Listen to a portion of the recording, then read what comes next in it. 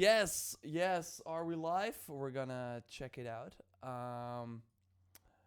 Either way, good that you're watching to the video on demand stream of the PlayStation 5 reveal. I know many people are waiting. I'm super excited as well.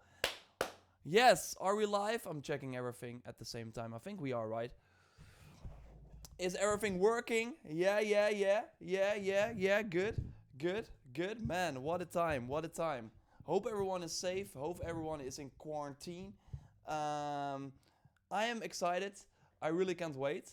As you can see, the chat in the PlayStation, like on the PlayStation channel, is really going nuts. If everything is like wrong with like audio or something like that, let me know in the chat, and I will immediately make sure that I'm like figuring it out. I'm live on YouTube and on Twitch at the same time, so yeah, so you know.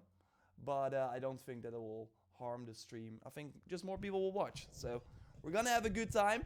What can we expect? That's of course the question right now.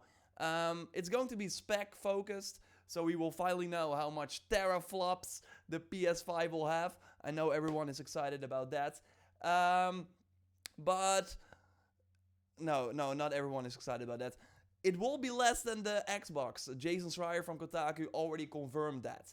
So yeah, it will likely not be the 12 teraflops that Microsoft has been talking about.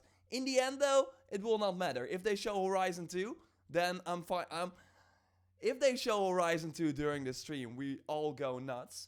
But I'm not sure that will happen. Let's keep our expectations in check. I do think that if we see one game, it will be Godfall, that already announced PlayStation 5 game.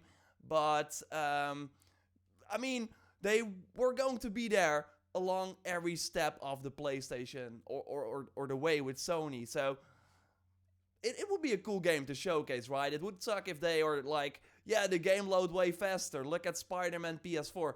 I already finished Spider-Man PS4. I want to see PS5 graphics. I want to see PS5 games. Will we see that? Hopefully. They already announced one, so why not show Godfall? Also, the guys from Bluepoint are working on a remake, likely Demon's Souls, exclusively for the PlayStation 5. And maybe we see that. Like, I think that will be a launch game. I think Horizon will not be ready at launch. But I think that Demon's Souls, a remake, they made Shadow of the Colossus that launched last year in March. Or is it already it's already 2 years ago, right? It's PlayStation Plus now, I think. So check it out if you haven't already. But yeah, I think they will maybe showcase what they've been working on. They need something to showcase the power, the graphics. Microsoft has done a great job of communicating what the Xbox One or the Series X is, of course, all about. But they haven't showed any Xbox Series X exclusive. We saw Hellblade, but that was like it was like an in-engine trailer. It was not gameplay or anything. I want to see more from Sony. And I'm really curious, like talking about Series X, what are they going to do with the, where if you buy like, for example, Halo Infinite on the Xbox One and then upgrade later to the Series X, you get a free upgrade for that game. Will we see that as well for Last of Us Part 2? I will be buying that game immediately in May, but I want to play it again maybe, or do like some other stuff. Maybe they will add the multiplayer in the PlayStation 5 version. But I want to have a free upgrade. I don't want to pay again for that game like we saw with with this generation. So hopefully they're gonna talk about that. What else do we want to see? Yeah, free upgrade. I see many people say that. Hey everyone, also in the Twitch chat, thanks for joining. It's going to be a good time. I'm going to tweet out now that we are live. Super excited about it. Yeah, what else? What else can we kind of look forward to? Joyce is joining as well as a moderator. Hopefully you can hang in there because the chat is going crazy. Should I turn up the volume a little bit? Let me know. I don't think we will get the price because it's not that type of presentation. Like Sony, the rumors are that they want to wait before Microsoft reveals their price. They haven't revealed their price yet, so I think Sony will wait as well. Although I do think, looking at the specs, what they are communicating today in a few minutes, I think we can already like kind of see what price we're looking at. And also, for example, the Xbox Series X as 100 or 1 terabyte internal storage. If the PS5 will go with 500 gigs, would be sad, but maybe they will. It might be an indication of them trying to undercut the Series X. Maybe by going 500 gigs, they can go for that 450 price point. But again, that will not be the focus likely of this stream. It will be Mark Cerny. Not sure if you ever watched Mark Cerny presentations. I think if you're watching this right now, you likely did, right? PS4 Pro, it was really like HDR, HDR. Look at how amazing this is. I think we will see the same for ray tracing. That's kind of the new buzzword that everyone has been using. So better reflection, better lighting overall. Should look great. And yeah, on paper it sounds cool, but I want to see some examples. What does it mean for my PS5 game? So that should be cool. The controller, I actually, when I uploaded my video yesterday that you might have seen, I was like, okay, I think I covered everything. Damn, the controller. I totally think they will show the controller. It should be pretty similar to the DualShock that we have right now. But instead of maybe like them doing the touch bar, I'm not sure if you can see it, that it has like this curve, I think they will make it like a flat touch bar. I actually have another controller here too. I think it will be more like this, if that makes sense. So no curve. The share button will still be there. The trigger should be a little bit better according to rumors. And it might have like, it has like some other things right here. So the headphone jack still, but also maybe for an AI assistant. So that should be interesting.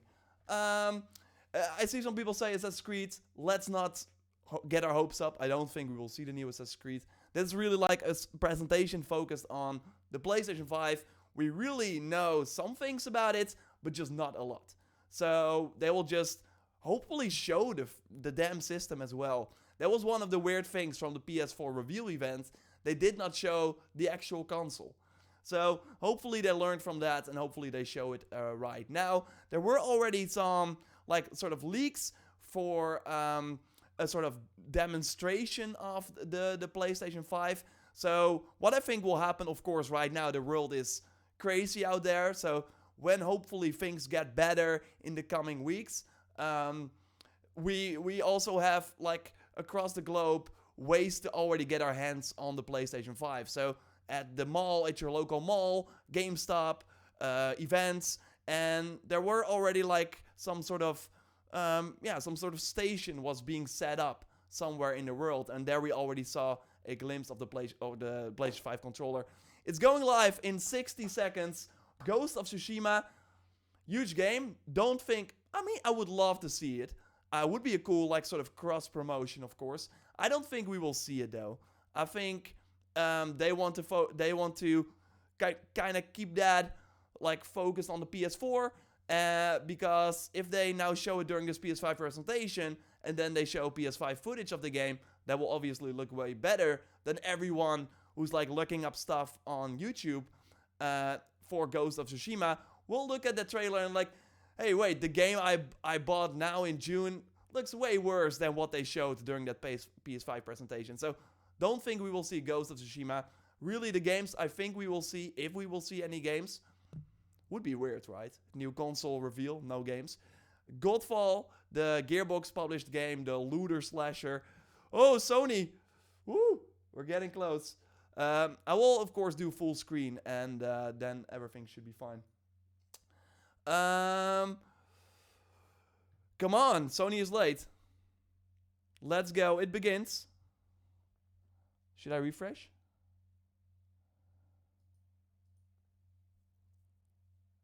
Let's get it. People are going crazy. Should go live any second now. Yeah, there we go. Okay, now we got another timer. Let me know if the audio is good. Let me know if it should be lower, if it should be higher, whatever. This looks like a beginning of a state of play or anything. Thanks everyone for joining, by the way. Good Godfall, yeah, I really like the look of that. It should be a fun launch game for sure, like being able to slash your way through enemies, get some loot. I think they will maybe demonstrate it because that game should be about short play sessions, I think. Like a level will be maybe 10 minutes. I don't know. And the PS5 will be all about jumping in between the game, like being able to have multiple games running at the same time, and then maybe a friend is like, hey, want to do one run of Godfall? You immediately jump in. You don't have to go through load times, through the main menu. You will immediately be in the game, join a friend, play for 10 minutes, and normally it's like, hey, want to jump in? Sure, wait 5 minutes, and then you can actually play. So the new generation should totally... higher audio, please. Okay.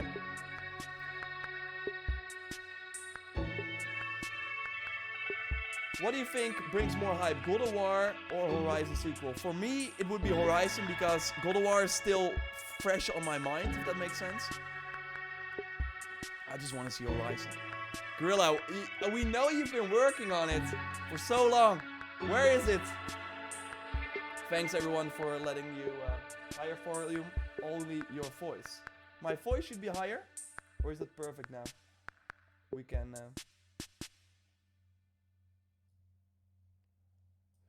Higher audio, please.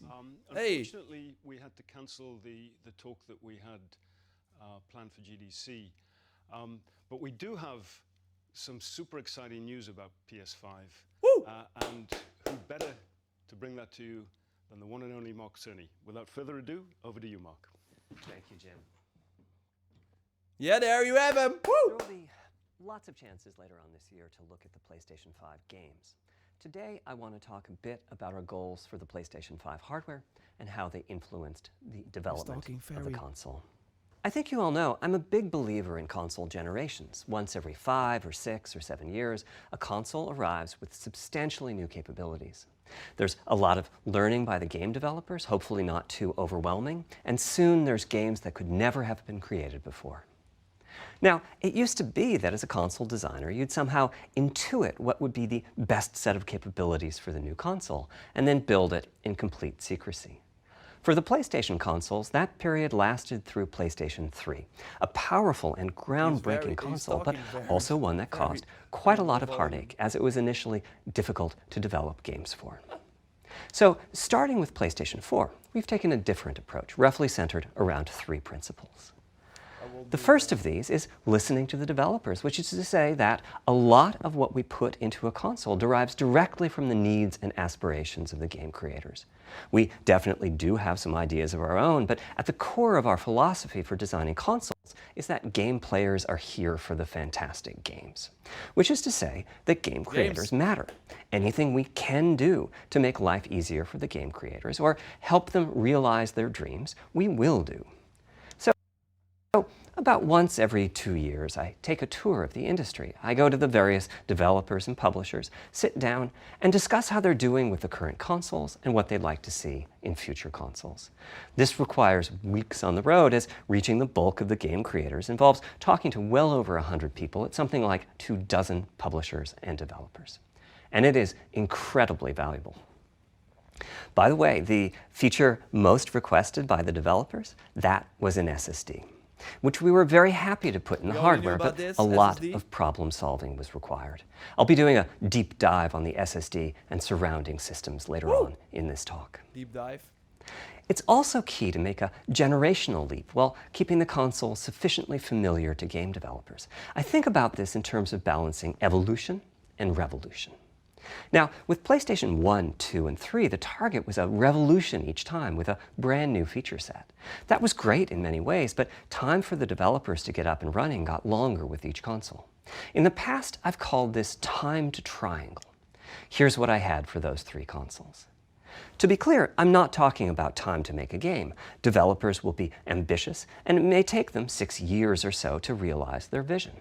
What I'm talking about is that dead time before graphics and other aspects of game development are up and running, and trying to minimize We, for example, saw on the PS3... On the other hand, if we're trying to reduce that dead time to 0, that means the hardware architecture can't change at all. We're handcuffed. We need to judge, for each feature, what value it adds, and whether it's worth the increase in developer time needed to support it. So with PlayStation 4, we were able to strike a pretty good balance between performance and familiarity. We got required learning back to PlayStation 1 levels.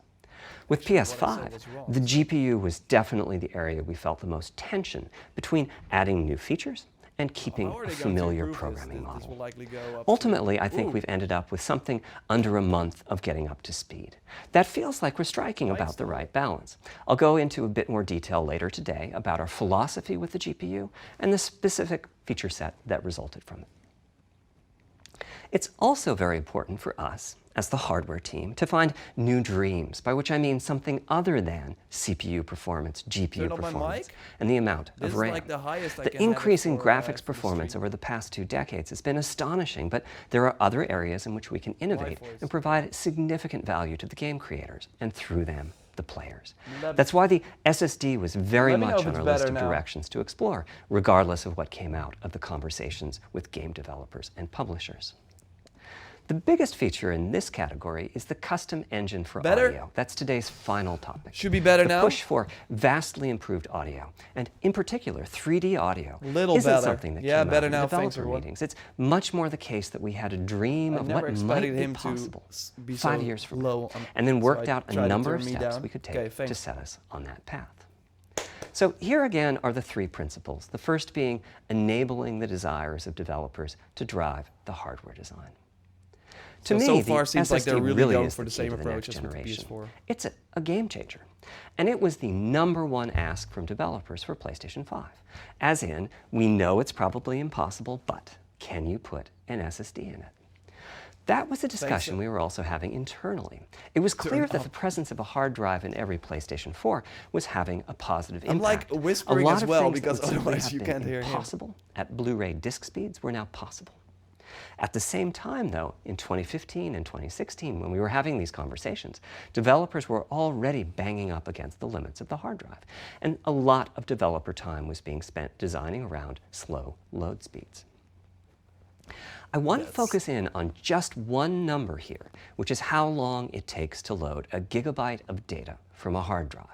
The difficulty being that hard drives are neither particularly fast nor flexible. If all your data is in one block, This which is should be like frankly 50 not very minutes, likely, so you strap can load in, 50 to everyone. 100 He's going to megabytes a take second, his time. depending on where the data is located on the hard drive. Let's assume it's on the outer edge, which means loading a gigabyte takes 10 seconds. If you compress your game packages, you can fit more data on the Blu-ray disc and also effectively boost your hard drive read speed by the compression ratio. We support zlib decompression on PlayStation 4 that gets you something like 50% more data on the disk and 50% higher effective read speed. Unfortunately, though, it's highly likely that your data is scattered around in various files on the hard drive, as well as sourced from multiple locations within those files. So lots of seeks are needed at 2 to 50-ish milliseconds each. My rule of thumb is that the hard drive is spending 2/3 of its time seeking, and only 1/3 of its time actually loading data. Putting all of that together, a gigabyte is very roughly 20 seconds to load from a hard drive. Now, a gigabyte is not much data. Games are using 5 or 6 gigabytes of RAM on PlayStation 4, so boot times and load times can get pretty grim. Or to put that differently, as a player, you wait for the game to boot, wait for the game to load, wait for the level to reload every time you die, and you wait for what is euphemistically called fast travel. And all of that leads to the dream. What if we could have not just an SSD, but a blindingly fast SSD? If we could load 5 gigabytes a second from it, what would change? Now, SSDs are completely different from hard drives. They don't have seeks as such. If you have a 5 gigabyte a second SSD, you can read data from 1,000 different locations in that second, pretty much at speed. As for time to load a gigabyte, this is next gen we're talking about, so memory is bigger. Instead, we should be asking how long to load 2 gigabytes.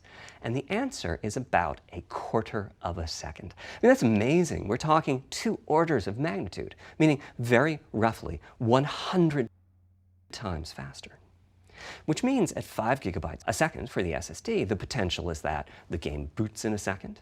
There are no load screens. The game just fades down while loading a half dozen gigabytes and fades back up again. Same for a reload. You're immediately back in the action after you die. And fast travel becomes so fast it's blink and you miss it.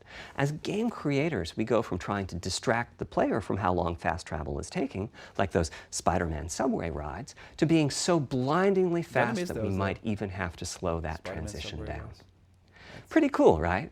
But for me, this is not the primary reason to change from a hard drive to an SSD. The primary reason for an ultra-fast SSD is that it gives the game designer freedom.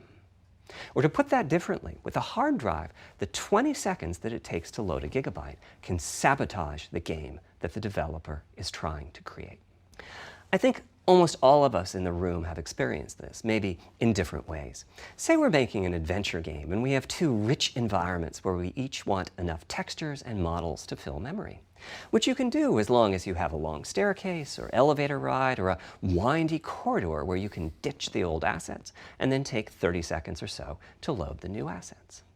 Having a 30-second elevator ride is a little extreme. More realistically, we'd probably chop the world into a number of smaller pieces and then do some calculations with sight lines and run speeds like we did for Haven City when we were making Jak 2. The game is 20 years old, but not much has changed since then. All those twisty passages are there for a reason. There's a whole subset of level design dedicated to this sort of work, but still, it's a giant distraction for a team that just wants to make their game. So when I talked about the dream of an SSD, part of the reason for that 5 GB a second target was to eliminate loads, but also part of the reason for that target was streaming. As in, what if the SSD is so fast that as the player is turning around, it's possible to load textures for everything behind the player in that split second? If you figure that it takes half a second to turn, that's 4 GB of compressed data you can load. That sounds about right for next gen. Anyway, back to the hard drive. Another strategy for increasing effective read speed is to make big sequential chunks of data. For example, we might group all the data together for each city block. That removes most of the seeks, and the streaming gets faster. But there's a downside too, which is that frequently used data is included in many chunks and therefore is on the hard drive many, many times. Marvel's Spider-Man uses this strategy, and though it works very well for increasing the streaming speed, there's a massive duplication as a result. Some of the objects like mailboxes or news racks are on the hard drive 400 times. What I'm describing here are things that cramp a creative director's style. Either level design gets a little bit boring in places, or the data is duplicated so many times that it no longer fits on the Blu-ray disc. And you end up with hard limits on the player's run speed or driving speed. The player can't go faster than the load speed from the hard drive. Faster swinging. And finally, I'm sure many of you have noticed that after a patch download, the PlayStation 4 will sometimes take a long time to install the patch. Yeah, we all know that. That's because when just part of a file has been changed, the new data can be downloaded pretty quickly. But before the game boots up, a brand new file has to be constructed that includes the changed portion. Otherwise, every change would add a seek or two. Even so, you can occasionally see this happening on game titles. They start to hitch once they get patched enough. With an SSD, though, no seeks, so no need to make brand new files with the changes incorporated into them, which means no installs as you know them today. There's yet one more benefit, which is that system memory can be used much more efficiently. On PlayStation 4, game data on the hard drive feels very distant and difficult to use. By the time you realize you need a piece of data, it's much too late to go out and load it. So system memory has to contain all of the data that could be used in the next 30 seconds or so of gameplay. That means a lot of the 8 GB of system memory is idle. It's just waiting there to be potentially used. On PlayStation 5, though, the SSD is very close to being like more RAM. Typically, it's fast enough that when you realize you need a piece of data, you can just load it from the SSD and use it. There's no need to have lots of data parked in system memory waiting to potentially be used. A different way of saying that is that most of RAM is working on the game's behalf. This is one of the reasons that 16 GB of GDDR6 feels right for PlayStation 5. The presence of the SSD reduces the need for a massive intergenerational increase in size. So back to the dream of the SSD. Here's the set of targets. Boot the game in a second, no load screens, Design freedom, meaning no twisty passages or long corridors. Series X has more game on the disk and more game on the GDDR. SSD. Yes. And finally, those patch installs go away. Nice. The reality, though, is that the SSD is just one piece of the puzzle. There's a lot of places where bottlenecks can occur in between the SSD and the game code that uses the data. You can see this on PlayStation 4. If I use an SSD with 10 times the speed of a standard hard drive, I probably see only double the loading speed, if that. For PlayStation 5, our goal was not just that the SSD itself be 100 times faster. It was that game loads and streaming would be 100 times faster. So every single potential bottleneck needed to be addressed. And there are a lot of them. Let's look at check-in and what happens when its overhead gets 100 times larger. Conceptually, check-in is a pretty simple process. Data is loaded into system memory from the hard drive or SSD. It's examined, a few values are tweaked to check it in, and then it's moved to its final location. At the SSD speeds we're talking about, that last part, moving the data, meaning copying it from one location to another, takes roughly an entire next-gen CPU core. And that's just the tip of the iceberg. If all the overheads get 100 times larger, that will cripple the frame rate as soon as the player moves, and that massive stream of data starts coming off the SSD. So to solve all of that, we built a lot of custom hardware, namely a custom flash controller and a number of custom units in our main chip. The flash controller in the SSD was designed for smooth and bottleneck-free operation, but also with games in mind. For example, there are 6 levels of priority when reading from the SSD. Priority is very important. You can imagine the player heading into some new location in the world and the game requesting a few gigabytes of textures. And while those textures are being loaded, an enemy is shot and has to speak a few dying words. Having multiple priority levels lets the audio for those dying words get loaded immediately. On one side, that flash controller connects to the actual flash dies that supply the storage. To reach our bandwidth target of 5 gigabytes a second, we ended up with a 12-channel interface. 8 channels wouldn't be enough.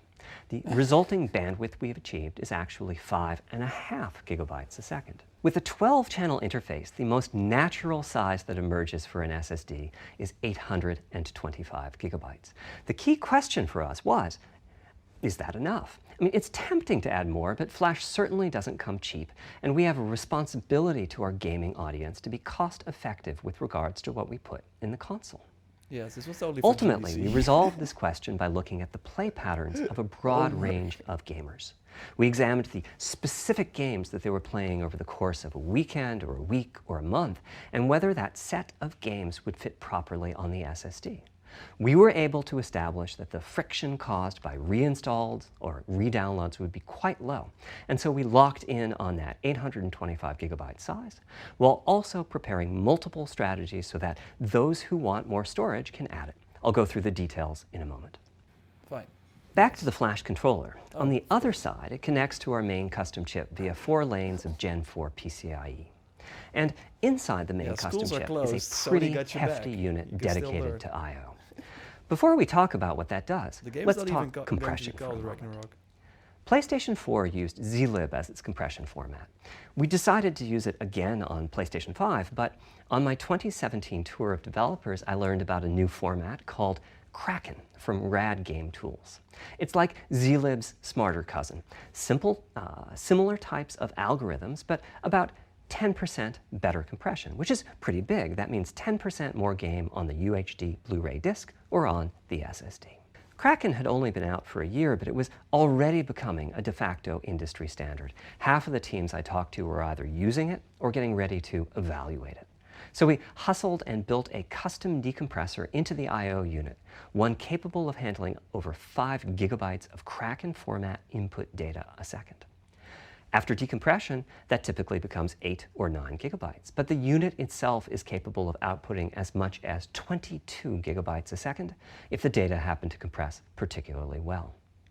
By the way, in terms of performance, that custom decompressor equates to 9 of our Zen 2 cores. That's what it would take to decompress the Kraken stream with Some a people are saying conventional that I CPU. talk a lot about There's a lot more. in the custom I/O So they unit, wanna hear. including a dedicated DMA controller, the game can direct exactly where it wants to send the data coming off of the SSD.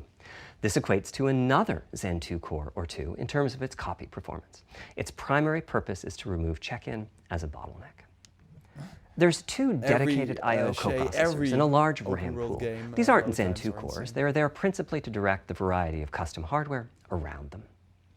One of the coprocessors is dedicated to SSD I/O. This lets us bypass traditional file I/O and its bottlenecks when reading from the SSD. The other is responsible for memory mapping, which I know doesn't sound like anything related to the is very SSD, but a lot of and that developers is even map more and impressive remap than the memory Series as X. I see part some of people on file Twitter I/O, talk about it and now, this too can that become they really a made bottleneck. this unique thing that There are allows developers to coherency do engines way to more assist than the you first think coprocessors. of. Coherency when you comes hear up a about lot an in SSD. places. Probably the biggest coherency issue is stale data in the GPU caches. Flushing all of the GPU caches whenever the SSD is read is an unattractive option. It could really hurt the GPU performance. So we've implemented a gentler way of doing things, where the coherency engines inform the GPU of the overwritten address ranges, and custom scrubbers in several dozen GPU caches do pinpoint Jason Schreier evictions from of Kotaku just says those that address for ranges. developers, it The was best the thing most is, as a impressive game console developer, in when you 20 read from the years, SSD, PS5. you don't need to know any of this. You don't even need to know that your data is compressed. You just indicate what data you'd like to read from your original uncompressed file and where you'd like to put it, and the whole process of loading it happens actually, invisibly to you this and weird at very to, high speed. Like, Back to the Oh, dream. let's go. Thanks to all of that surrounding hardware, our 5.5 gigabytes a second really should translate into something like 100 times faster I/O than PS4, and allow the dream of no load screens and super fast streaming to become a reality. Having said that, Hype for that. expandability of our SSD is going to be quite important. Flash is costly, and you may very well want to add storage to whatever we put in the console.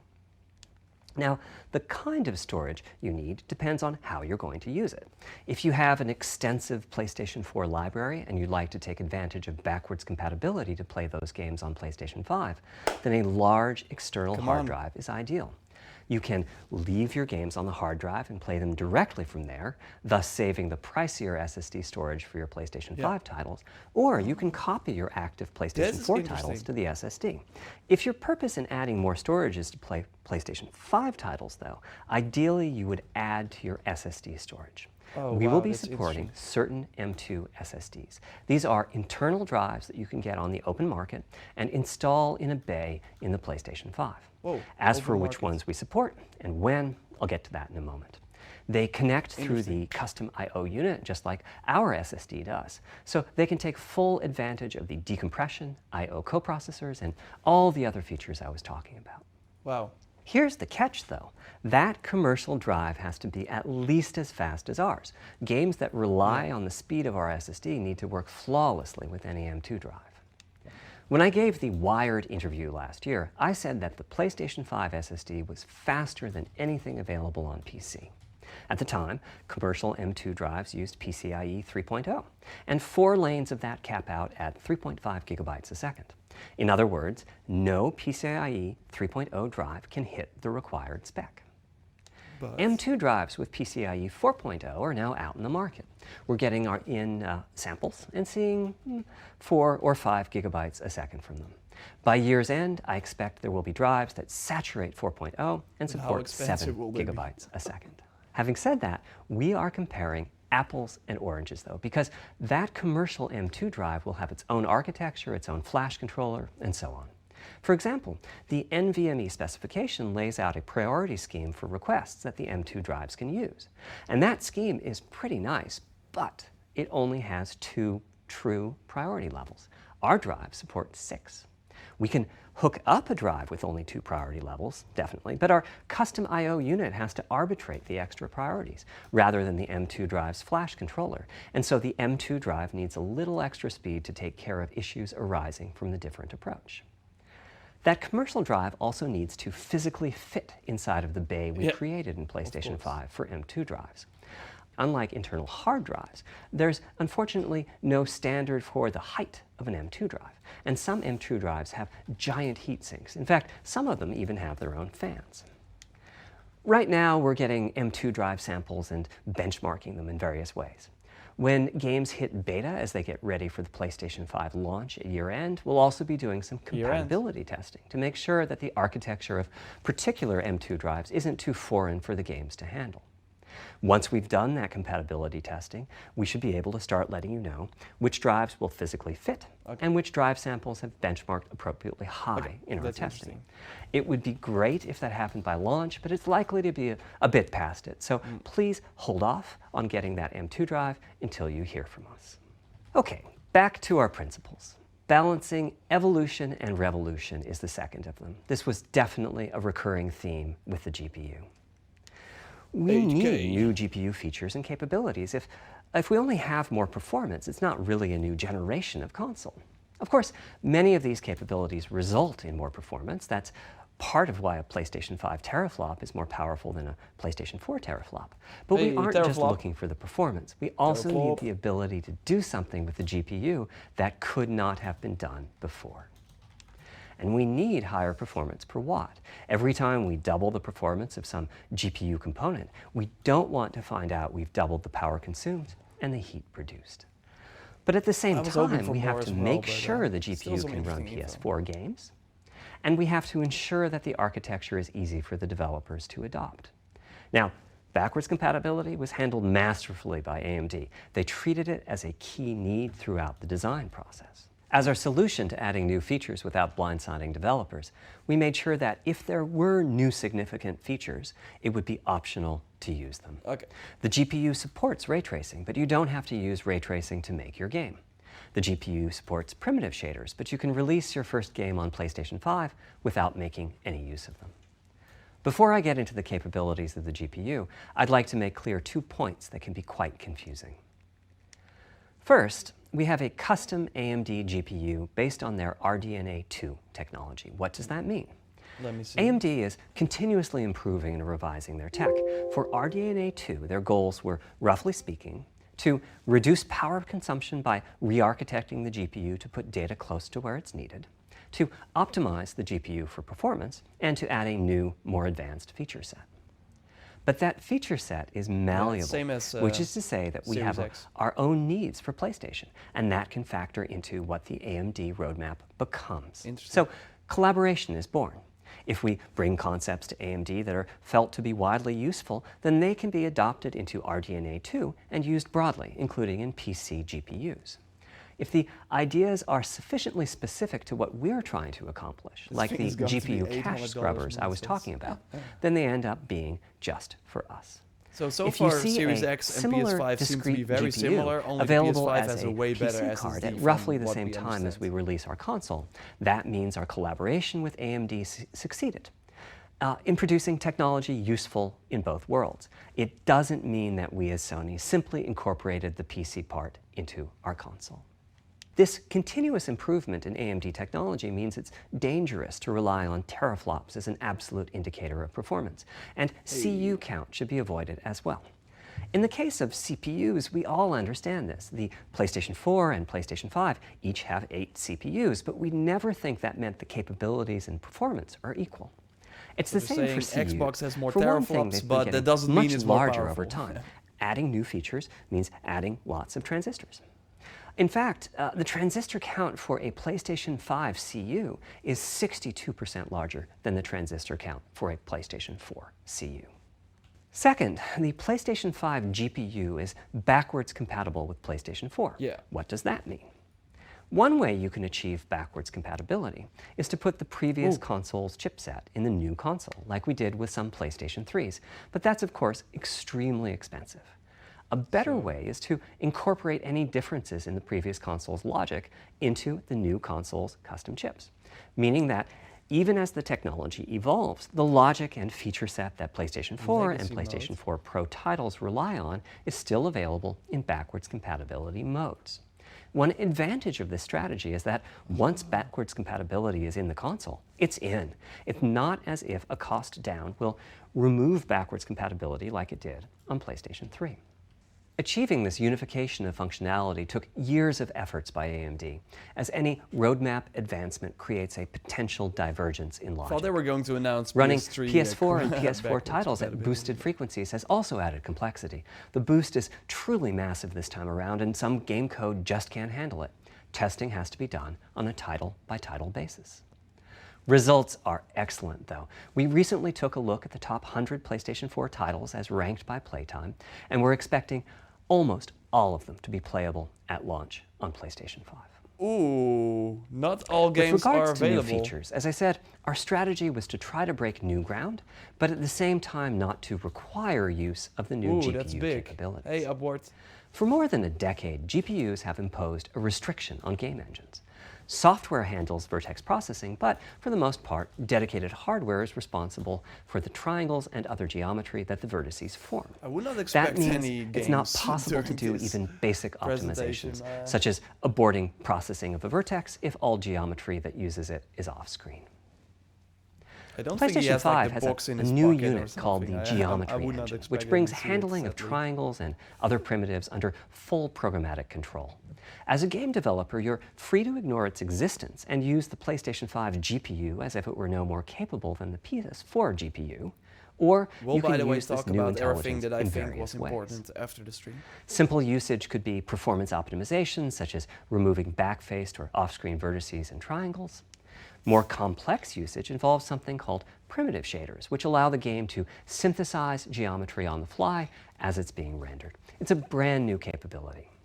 Wow. Using primitive shaders on PlayStation 5 will allow for a broad variety of techniques, including smoothly varying level of detail, addition of procedural detail to close-up objects, and improvements to particle I hate effects that he's and like other visual using special effects. lines and stuff like that. Another like, show us the major new actual feature thing. of our custom RDNA 2-based Show us GPU games, is ray tracing, demos. using the same strategy as AMD's upcoming PC GPUs. The CUs contain a new specialized unit called the intersection engine, which can calculate the intersection of rays with boxes and triangles. To use the intersection engine, first you build what is called an acceleration structure. It's data in RAM that contains all of your geometry. $4.99. There's a I'm specific at set of right formats now, you can use. JV. They're variations on the same BVH concept. Then, in your shader program, you use a new instruction that asks the intersection engine to check a ray against the BVH. While the intersection engine is processing the requested ray triangle or ray box intersections, the shaders are free to do other work. Having said that, the ray tracing instruction is pretty memory intensive, so it's a good mix with logic-heavy code. There's of course no need to use ray tracing. PS4 graphics engines will run just fine on PlayStation 5. But Eurogamer it as presents well. We'll an go over it in a opportunity for those interested. I'm thinking it'll take less than 1 million rays a second to have a big impact on audio. That should be enough for audio occlusion and some reverb calculations. With a bit more of the GPU invested in ray tracing, it should be possible to do some very nice global illumination. Having said that, adding ray-traced shadows and reflections to a traditional graphics engine could easily take hundreds of millions of rays a second, and full ray tracing could take billions. How far can we go? Show, don't I'm tell. starting to get quite bullish. I've already seen games. a PlayStation 5 title that's successfully using ray tracing-based reflections in complex animated scenes with only modest Bullet Room Doom Eternal, yeah. Another set of issues for the GPU I actually have involves it on my size PS4. and I frequency. want to play. How big do we make the GPU, and what frequency do we run it at? This is a balancing act. The chip has a cost, and there's a cost for whatever we use to supply that chip with power and to cool it. In general, I like running the GPU at higher frequency. Let me show you why. Show us why. Here's two Dog possible dirty. configurations for a GPU roughly of the level of the PlayStation 4 Pro. Okay, This is a thought experiment. Don't take these configurations too seriously. If you just calculate teraflops, you get the same number. But actually, the performance is noticeably different because teraflops is defined as the computational capability of the vector ALU. That's just one part of the GPU. There are a lot of other units. And those other units all run faster when the They're GPU really saying, frequency like, is higher. At we have less 33% higher teraflops, but frequency, don't worry about it. rasterization goes How many do they 33% have? faster. Processing the command buffer goes that much faster. The L2 10.28. and other caches have that Still much big higher jump, bandwidth, man, yeah. and so on. About the only system's downside is that system memory is 33% further away in terms of cycles. But the large number of benefits more than counterbalance that. As a friend of mine says, a rising tide lifts all boats. Also, it's easier to fully use 36 CUs in parallel than it is to fully use 48 CUs. I'm seeing when the specs right triangles now, are it looks small, very it's much impressive. harder to fill all Better those than I CUs expected. with useful work. So there's a lot to 4K be said for Blu-ray- faster, 4K Blu-ray assuming you player. can handle the resulting power and heat issues, which frankly, we haven't always done the best job at. Part of the reason for that is, historically, our process for setting CPU and GPU frequencies has relied on some heavy-duty guesswork with regards to how much electrical power games will consume and how much heat will be produced as a result inside of the console. Is it an X from Assassin's Power Creed consumption Ragnarok? varies a lot from game to game. When I play God of War on my PS4 Pro, I know the power consumption is high just by the fan noise. But power isn't simply about engine quality. It's about the minutiae of what's being displayed and how. It's counterintuitive, but processing dense geometry typically consumes less power than processing simple geometry, which is, I suspect, why Horizon's map screen, with its low triangle count, makes my PS4 Pro heat up so much. Triggered. Horizon. Our process on previous consoles has been to try to guess what the maximum power consumption during the entire console lifetime might be, which is to say, the worst case scene in the worst case game, and prepare a cooling solution that we think will be quiet at that power level. If we get it right, fan noise is minimal. If we get it wrong, the console will be quite loud for the higher power games, and there's even a chance that it might overheat and shut down if we misestimate power too badly. PlayStation 5 is especially challenging because the CPU supports 256-bit native instructions that consume a lot of power. These are great here and there, but presumably only minimally used. Or are they? If we plan for major 256-bit instruction usage, we need to set the CPU clock substantially lower or noticeably increase the size of the power supply and fan. So, after much discussion, we decided to go with a very different direction on PlayStation 5. We built a GPU with 36 CUs. Mind you, RDNA 2 CUs are large. Each has 62% more transistors than the CUs we were using on PlayStation 4. So if we compare transistor counts, 36 RDNA 2 CUs equates to roughly 58 PlayStation 4 CUs. It is a fairly sizable GPU. Then we went with a variable frequency strategy for PlayStation 5, which is to say we continuously run the GPU and CPU in boost mode. We supply a generous amount of electrical power and then increase the frequency of GPU and CPU until they reach the capabilities of the system's cooling solution. It's a completely different paradigm. Rather than running at constant frequency and letting power vary based on the workload, we run at essentially constant power and let the frequency vary based on the workload. We then tackled the engineering challenge of a cost-effective and high-performance cooling solution designed for that specific power level. In some ways, it becomes a simpler problem because there are no more unknowns. There's no need to guess what power consumption the worst-case game might have. As for the details of the cooling solution, we're saving them for our teardown. I think you'll be quite happy with what the engineering team came up with. Teardown? So, how fast can we run the GPU and CPU with this strategy? Hopefully The faster than simplest this approach presentation. would be to look at the actual temperature of the silicon die and throttle the frequency on that basis. But that won't work. It fails to create a consistent PlayStation 5 experience. It wouldn't do to run a console slower simply because it was in a hot room. So rather than look at the actual temperature of the silicon die, we look at the activities that the GPU and CPU are performing and set the frequencies on that basis, which makes everything deterministic and repeatable. While we're at it, we also use AMD's Smart Shift technology and send any unused power from the CPU to the GPU so it can squeeze out a few more pixels. The benefits of this strategy are quite large. Running a GPU at 2 GHz was looking like an unreachable target with the old fixed frequency strategy. With this new paradigm, we're able to run way over that. In fact, we have to cap the GPU frequency at 2.23 GHz so that we can guarantee that the on-chip logic operates properly. Okay, 36 CUs at teraflops. 2.23 gigahertz is 10.3 teraflops. And we expect we the have it. GPU to spend most of its time at or close to that frequency and performance. Xbox has 12. Go Rage. Similarly, running the CPU at 3 gigahertz was causing headaches with the old Would strategy. not matter. But in the now end. we can run it as high as 3.5 gigahertz. In fact, it spends most of its time at that frequency. That doesn't mean all games will be running at 2.23 gigahertz and 3.5 gigahertz. When that worst-case game arrives, it will run at a lower clock speed, but not too much lower. To reduce power by 10%, it only takes a couple of percent reduction in frequency, so I'd expect any downclocking to be pretty minor.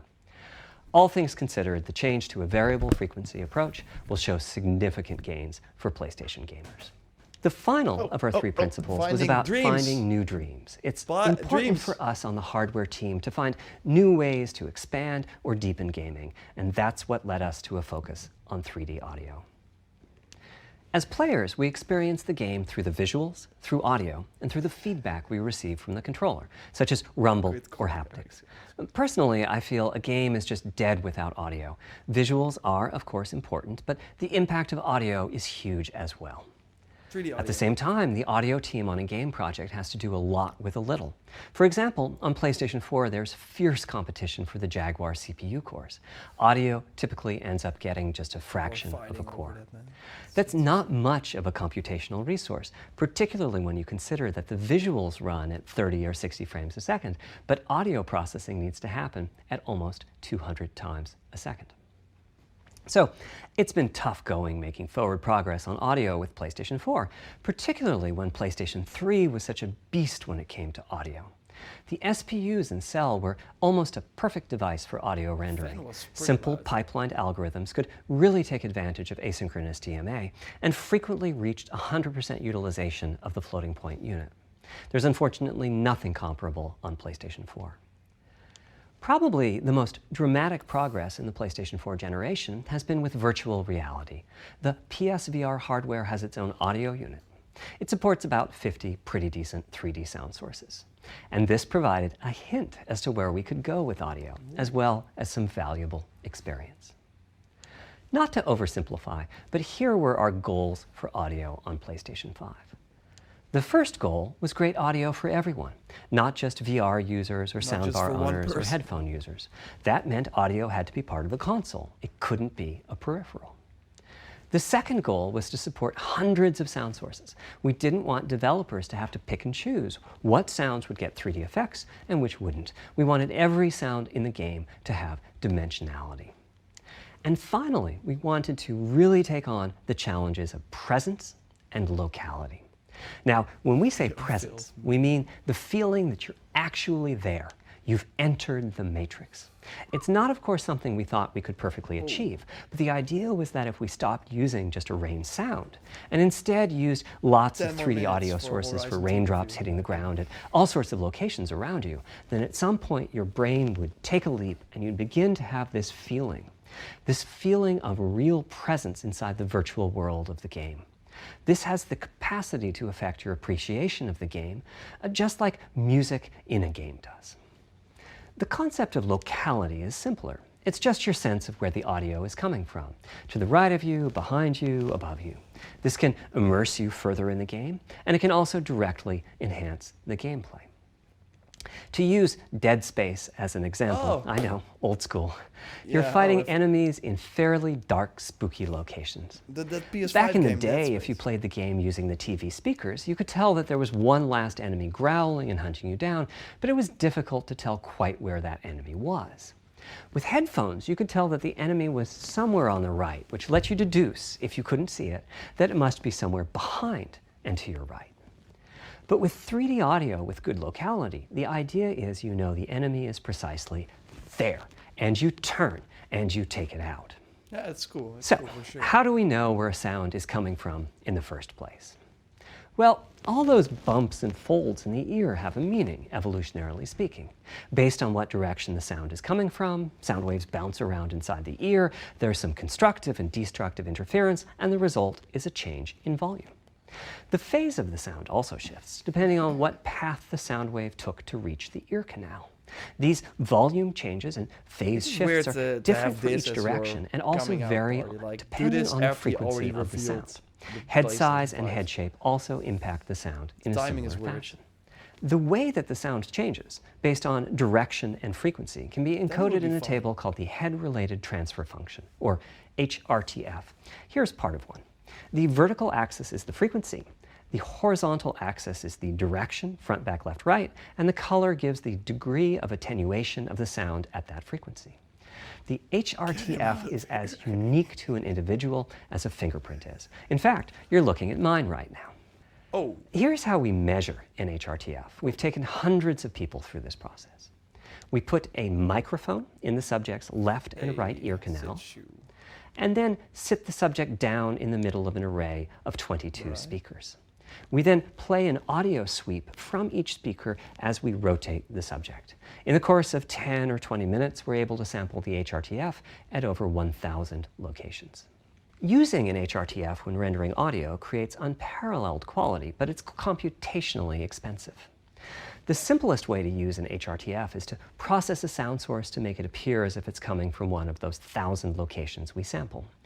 Unfortunately, the processing has to be done in frequency domain rather than time domain, so there's multiple fast Fourier transforms needed for every sound source for every audio tick. That's a lot of multiplies. This computational complexity was the determining factor for our strategy. It meant we had to bite the bullet and design and build a custom hardware unit for 3D audio. Collectively, we're referring to the hardware unit and the proprietary algorithms we run on it as Tempest 3D Audio Tech. The meaning of 3D audio and technology should be pretty obvious here. As for Tempest, I feel it really reflects our goals with audio. It suggests a certain intensity of experience and also hints at your presence within it. We're calling the hardware unit that we built the Tempest engine. It's based on AMD's GPU technology. We modified a compute unit in such a way as to make it very close to the SPUs in PlayStation 3. Remember when I said that they were ideal for audio? So the Tempest engine has no caches, just like an SPU. All data access is via DMA, just like an SPU. Our target was that it would have more power than a CPU, thanks to the parallelism that a GPU can achieve, and that it would be more efficient than our GPU, thanks to the SPU-like architecture. The goal being to make possible near 100% utilization of the CU's vector units. I should have just said where we ended up is a unit with roughly the same SIMD power and bandwidth as all 8 Jaguar cores in the PlayStation 4 combined. If we were to use the same algorithms as PSVR, that's enough for something like 5,000 sound sources. But of course, we want to use more complex algorithms, and we don't need anything like that number of sounds. It would have been wonderful if a simpler strategy, such as using Dolby Atmos peripherals, could have achieved our goals, but we wanted 3D audio for all, not just those with licensed soundbars or the like. Also, we wanted many hundreds of sound sources, not just the 32 that Atmos supports. And finally, we wanted to be able to throw an overwhelming amount of processing power at the problem, and it wasn't clear what any peripheral might have inside of it. In fact, with the Tempest engine, we've even got enough power that we can allocate some to the games, to the extent that games want to make use of convolution reverb and other algorithms that are either computationally expensive or need high bandwidth. Yeah, the crowd but the primary purpose of the Tempest engine remains 3D audio. Now, 3D audio is a major academic research topic. It's safe to say that no one in the world has all of the answers. And the set of algorithms that has to be invented, tuned, or implemented to realize our vision for 3D audio is immense. For example, use of HRTFs in games is quite complex. Before, I talked about making a sound source appear as if it's coming from one of those 1,000 HRTF sample locations. But for high-quality 3D game audio, we have to handle other possibilities. The sound source might not be at one of the 1,000 HRTF sample locations, so we have to blend the HRTF data from the closest locations that we have sampled. The sound source might be moving, which needs very special handling as that blend keeps changing, and that can cause phase artifacts in the resulting audio. Or the sound source might have a size to it, meaning it should feel as if it's coming from an area rather than a single point. There's also whole categories of approaches to be handled. 3D audio can be implemented using specs, by the individual way, that were revealed in processing a of second 3D after sound it is sources. over. It should But be done in alternatively, a few minutes. ambisonics can be used for 3D Sadly audio. enough. Ambisonics being somewhat like the spherical harmonics used in And then computer just talk graphics. about some things that I found And very finally, interesting. there's audio devices. The player might be using headphones or TV speakers or have a higher-end surround sound setup with 6 or more speakers, all of which need different approaches. That's a lot of variations. It's nice to have the computational resources of the Tempest engine, but it's clear that achieving our ultimate goals with 3D audio is going to be a multi-year, step-by-step process. Having said that, headphone audio implementation is largely complete at this time. It was a natural place for us to start. With headphones, we control exactly what each ear hears, and therefore the algorithmic development and implementation are more straightforward. For TV speakers and stereo speakers, we're in the process of implementing virtual surround sound. The idea being that if you're sitting in a sweet spot in front of the TV, then the sound can be made to feel as if it's coming from any direction, even behind you. Virtual surround sound has a lot in common with 3D audio on headphones, but it's more complex because the left ear can hear the right speaker and vice versa. We have a basic implementation of virtual surround sound up and running. We're now looking at increasing the size of that sweet spot, which is to say, making the area you need to be in to feel the 3D effect larger, and we're also working to boost the sense of locality. Headphone audio is the current gold standard for 3D audio on PlayStation 5, but we're going to see what we can do to bring virtual surround sound to a similar level, after which we'll start in on setups with more speakers, such as 6-channel surround sound. Okay, so 3D It's now audio to at the point launch, where some of more the later. PlayStation 5 games in development are extensively using these systems. One of the game demos allows you to toggle between conventional PlayStation 4 style stereo audio and our new 3D audio. I listened with just an ordinary pair of over-the-ear headphones, and wow, I could feel a difference. Show it. 3D audio has that dimensional feel to it. Conventional stereo audio feels smashed flat by comparison. The improvement is obvious. So, a big advancement, but have I entered the matrix? Does my brain believe I'm really there, like I was talking about earlier when I explained our target of presence? Well, the answer is no, but you've probably caught on to what's missing here, namely whose HRTF was being used. It wasn't mine, it was the default HRTF. The audio team analyzed the hundreds that they measured and chose the one they felt was the closest fit to the total game-playing audience. This shows a piece of the default HRTF on the left and my HRTF on the right. You can see that the general features are much the same, but the details are quite different. With the default HRTF, as I said, the 3D audio sounds pretty great.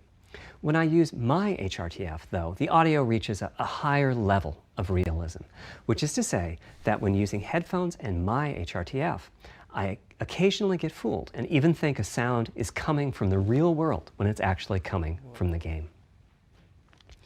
A corollary to this is that there are a few people whose HRTFs are sufficiently far from the default HRTF, that's the red dot here, that they can toggle between PS4 style and PS5 style audio and not sense much difference.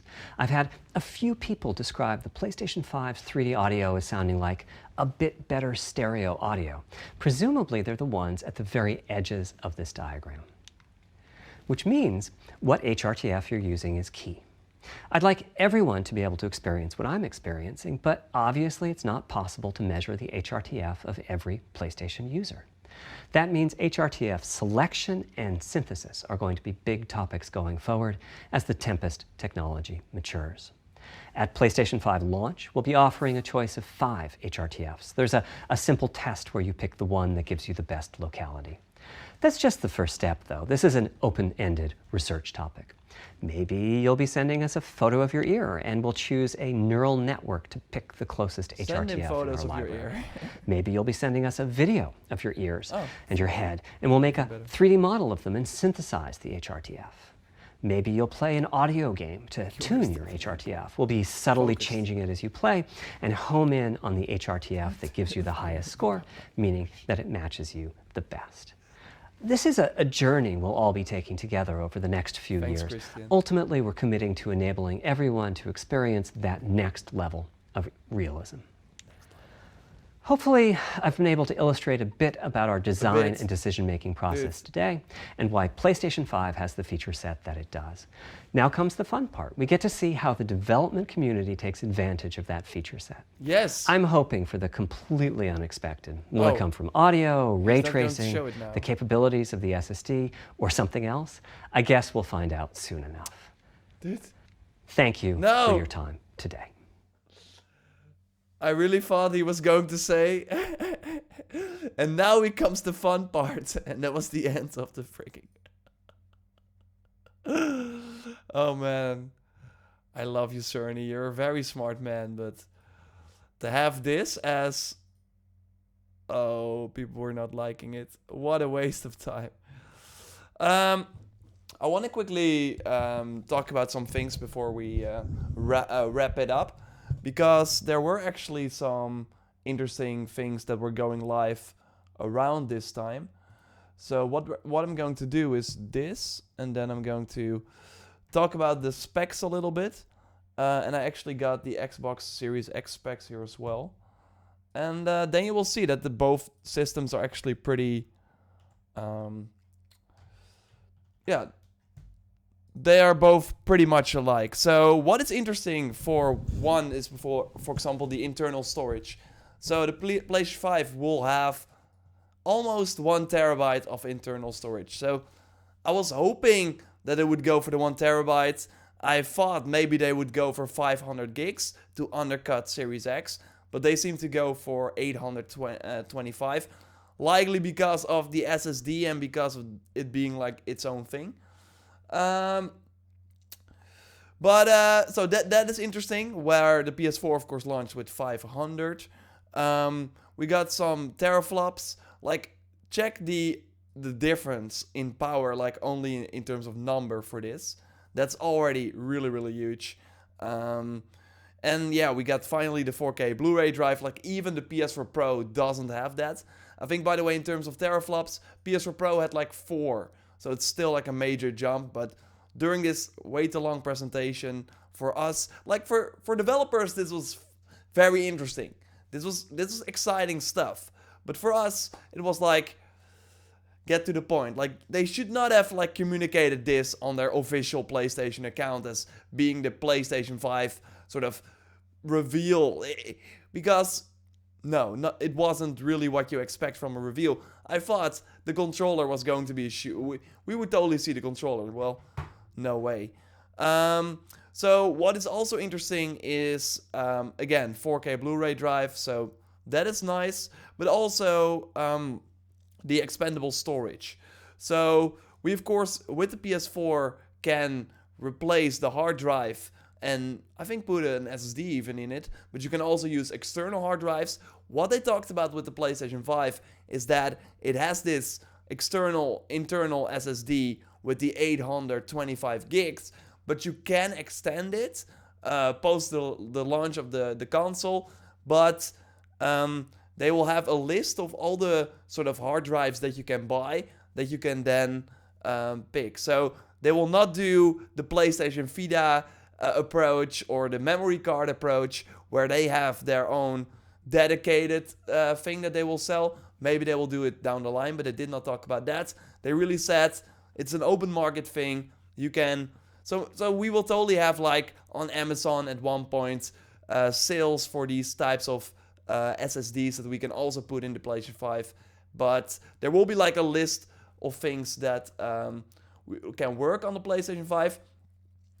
Another interesting point is that the PlayStation 4 or the PlayStation 5 will have backwards compatibility with the PlayStation 4, but not all the games will work at launch. The top 10 most played PS4 games will work, but he's not sure about all the games. That's a letdown, I think.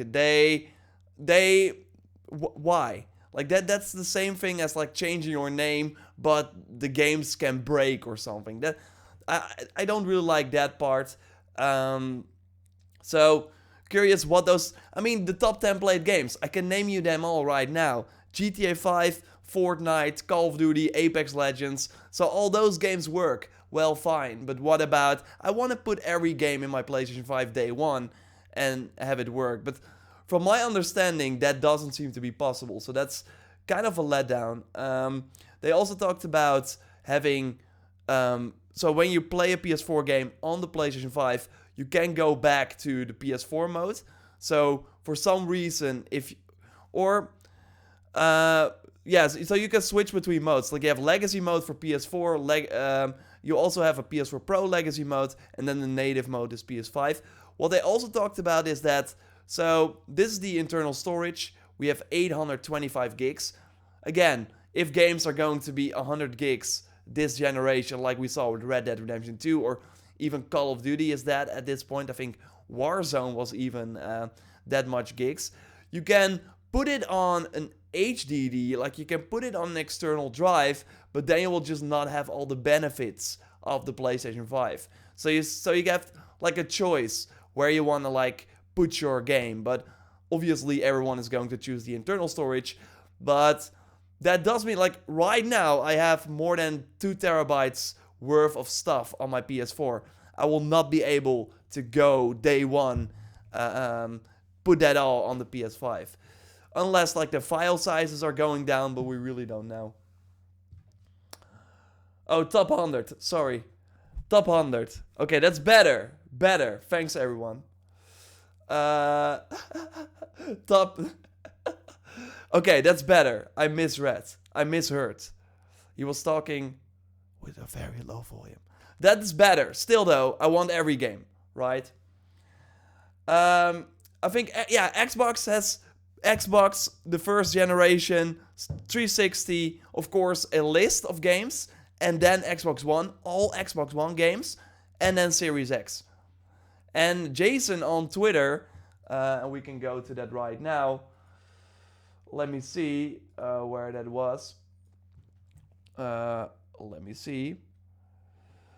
He was talking about not getting our hopes up in terms of like backwards compatibility with all the consoles. Anything about PS3, PS1, PS2, PS1 in terms of backwards compatibility?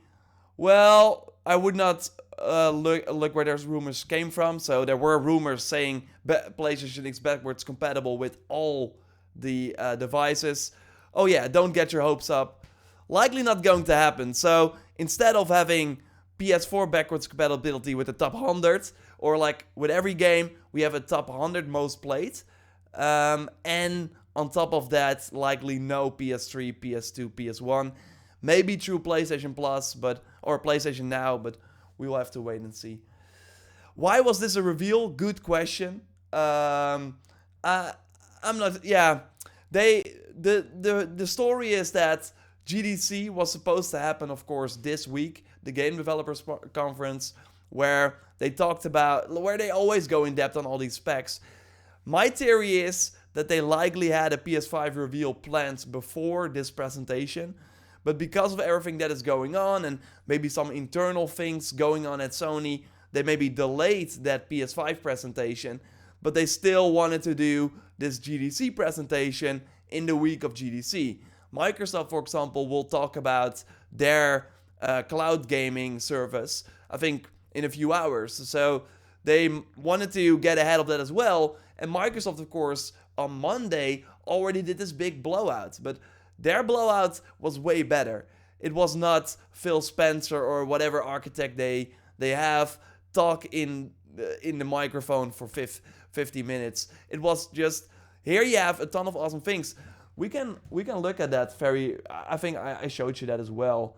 But what I, for example, really liked is that, for example, if you go to Xbox and then the the load time for the Xbox Series, like, I wanted something like this. Maybe they felt like, okay, they already did it, we don't want to do it again. But this is already a better illustration for everyone watching to this stream right now than what we just watched. Okay, the Series X is loaded in 8 seconds, while the person on the Xbox One X is still waiting, and this video will go on for like 1 minute, and this person is still waiting while the other person is already playing. Why not show an example of that? Even if it was like a PS4 game.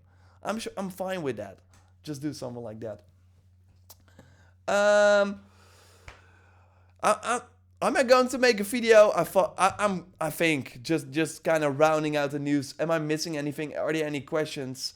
RIP PlayStation? No, obviously not. Like the moment that Sony goes out and says, this is where we will show games, I'm down. Right now, developers were teasing. They also have, where is it? Right now, developers were teasing. Oh, I'm gonna watch. Are you going to watch? And yeah, it was a presentation for them, I'm sure. But when you work at a company working on a PlayStation 5 game like Bluepoint and you say that, then you kind of, yeah, people get excited for stuff. Thanks anyways. Thanks everyone for watching. Hope everyone is safe out there in these times. I wanted something more from this, for sure. I thought Godfall was a lock-in, of course, that PS5 game. We're looking, by the way, now at Quick Resume. They did not even talk about this.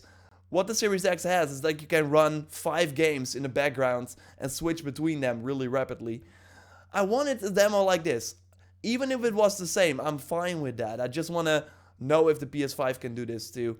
But this was clearly not for us. And that was okay if there was more. Like if there was another PlayStation 5 presentation before this, or if they already came out and said, this is going to be for the developers. Watch next week, and then we're talking about all the exciting reveals, stuff like that. No, they did not do that. So, not sure when we will finally hear everything.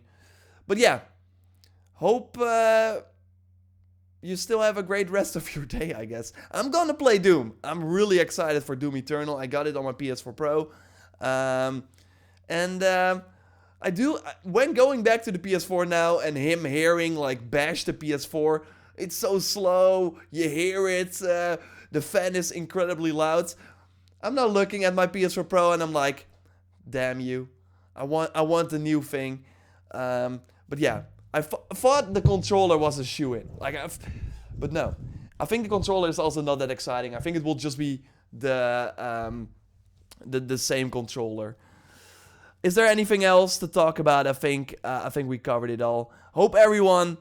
Xbox is not going to win in sales. I think, like right now, we're all looking at the fact that, oh my god, I want a Hellblade. Less waiting, more playing is like the whole mantra for the whole next generation. But right now we're like, damn, that was a letdown. In a few months, we will be like, Horizon 2 looks amazing. I can't wait to buy the PS5. It's going to change rapidly. Right now, we were dying for something. It was not what we wanted. In a few weeks, it will be different. I really hope that they thought about this and maybe thought that everyone would be let down by this. We got Herman Hulst, the boss of all the worldwide studios, saying, I would totally watch this if I were you. Yeah. I mean, there are developers following him, but if you say that, then I thought of more. Let's go one more time to the specs. Because that's interesting. We finally have it. The Xbox Series X and PS5 are on the same level in terms of that. I'm really impressed by how powerful this machine is. I think $499. I was first. Okay, Sony is going to undercut Microsoft. Seems like they have a similar style of system in terms of power. So, I mean, Microsoft has more teraflops, but from the sort of developer, the things that I'm going to show you this tweet as well. The craziest thing about the PS5 is the speed of the SSD. 5.5 gigabyte per second is just part of the story. There's a lot of custom silicon in there to ensure that the system isn't bottlenecked in other areas. It's really fast on paper, a lot faster than the Series X even. So that is interesting.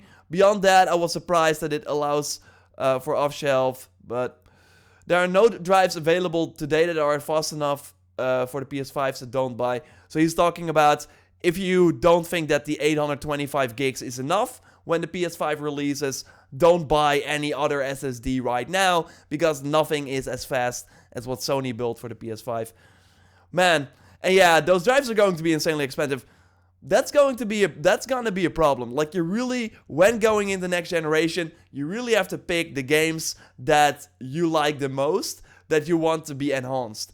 Because if you want to buy a drive, like likely at launch, it's not going to be